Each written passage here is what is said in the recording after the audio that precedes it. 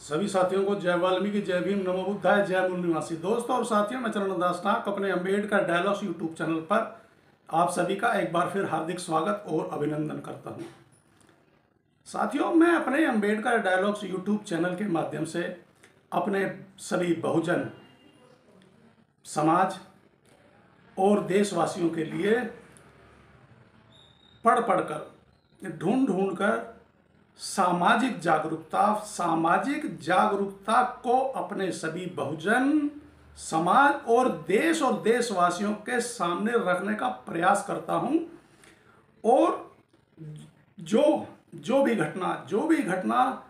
सत्य होती है या मुझे कहीं से भी सोशल मीडिया के माध्यम से मिलती है, या मेरा कोई साथी सोशल मीडिया के माध्यम से, वह चाहे व्हाट्सएप हो, फेसबुक हो, इंस्टाग्राम हो, ट्विटर हो या अखबार हो,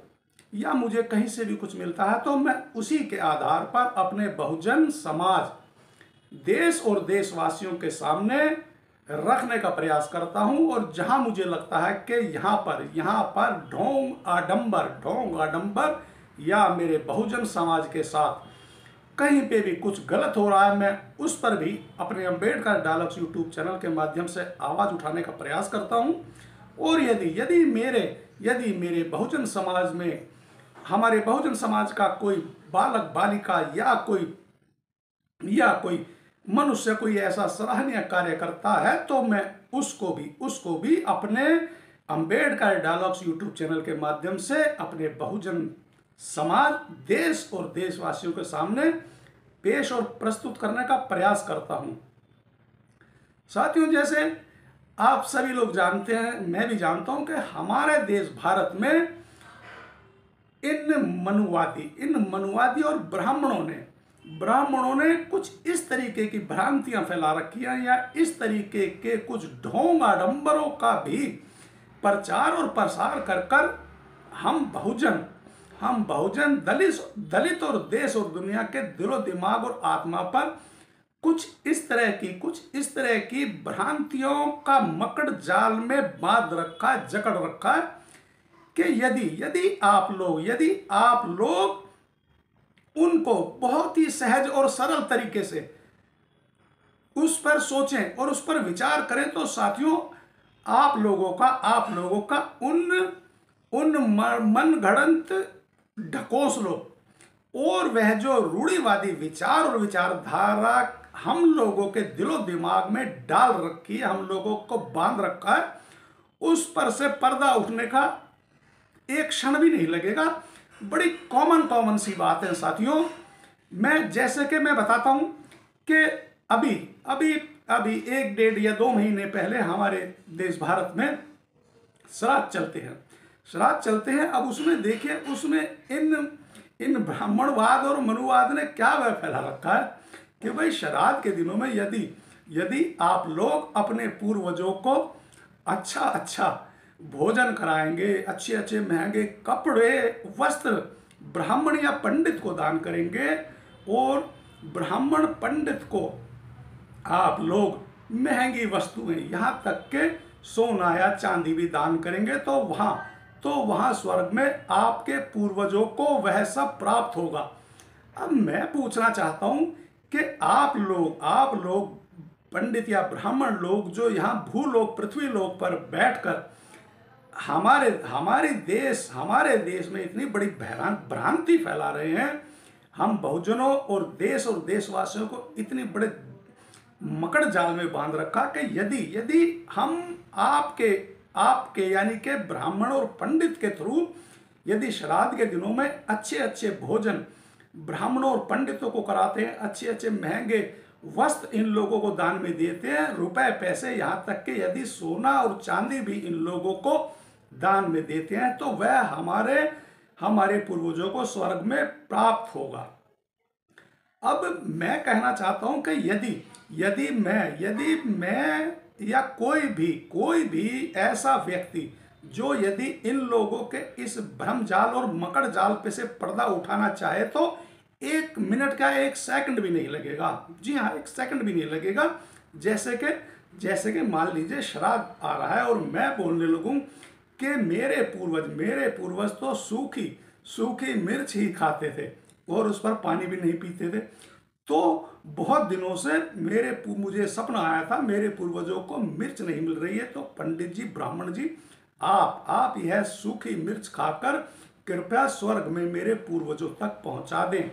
तो जहाँ तक मैं मानता हूँ, समझता हूँ, और यह बिल्कुल सत्य है कि वह ब्राह्मण या पंडित ऐसा कदापि नहीं कर सकता और आपको मूर्ख साबित कर देगा। साथियों, ऐसे कई अनेकों तरीके हैं हमारे देश के ऐसे महान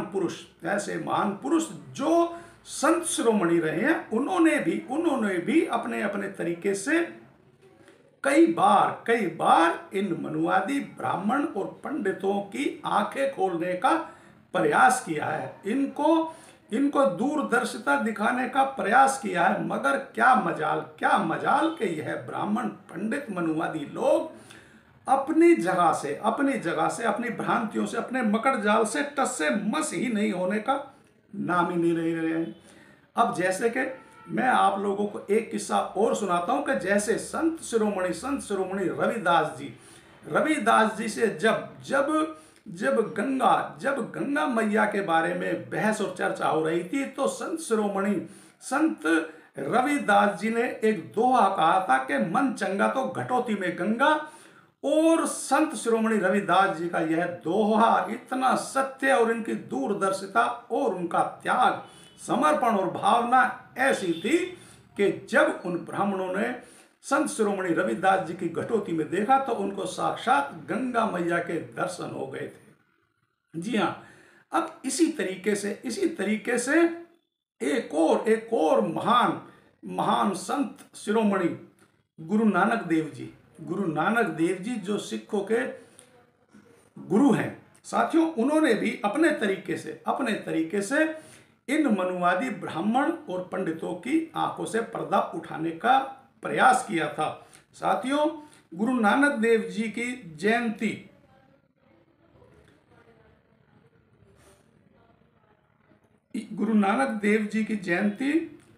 कार्तिक शुक्ल पक्ष में आती है और गुरु नानक देव जी सिख समुदाय के सबसे बड़े गुरु हैं। तो इसी तरीके से एक बार गंगा स्नान पर गुरु नानक देव जी भी जगह जगह पर घूमकर लोगों के दिल, दिमाग और आत्मा से पड़ी हुई उन भ्रांतियों को दूर करने का उनका भी बहुत ही अलग और अजब तरीका था। एक बार इसी तरह से गंगा स्नान पर गुरु नानक देव जी भी हरिद्वार पहुंच गए और जब गुरु नानक देव जी हरिद्वार पहुंचे तो गुरु नानक देव जी ने देखा कि गंगा मैया में ब्राह्मणों का एक बहुत बड़ा झुंड जो गंगा में डुबकी लगा रहा था और बार बार गंगा मैया से यूं हाथ की ओक बनाकर जल लेकर और सूर्य की तरफ अर्पण और अर्पित कर रहे थे। तो जब गुरु नानक देव जी ने यह कृत्य बहुत देर तक देखा तो गुरु नानक देव जी उन पंडितों के विपरीत यानी के पीछे को मुंह कर खड़े हो गए और गुरु नानक देव जी भी अपनी हथेली का यो चुल्लू या ओक बनाकर जल भरकर और उनकी विपरीत दिशा में पानी अर्पित या पानी देना उन्होंने भी शुरू कर दिया। मगर जब उन ब्राह्मण और पंडित और रूपी झुंड ने यह कृत्य करते हुए गुरु नानक देव जी को देखा तो उनमें से उन लोगों से रहा नहीं गया और उन्होंने कहा, अरे मूर्ख, तुम यह क्या कर रहे हो। तो गुरु नानक देव जी ने कहा कि श्रीमान ब्राह्मण जी, पंडित जी, मैं अपने खेतों में पानी दे रहा हूं क्योंकि इस समय मेरे खेतों को पानी की बहुत आवश्यकता है और काफी लंबे समय से मेरे खेतों में पानी नहीं लगा है। बस इतना भर था कि उन ब्राह्मण रूपी झुंड में से एक ब्राह्मण को इतना गुस्सा और इतना ताप आया कि उसने तुरंत गुरु नानक देव जी को कहा, अरे मूर्ख,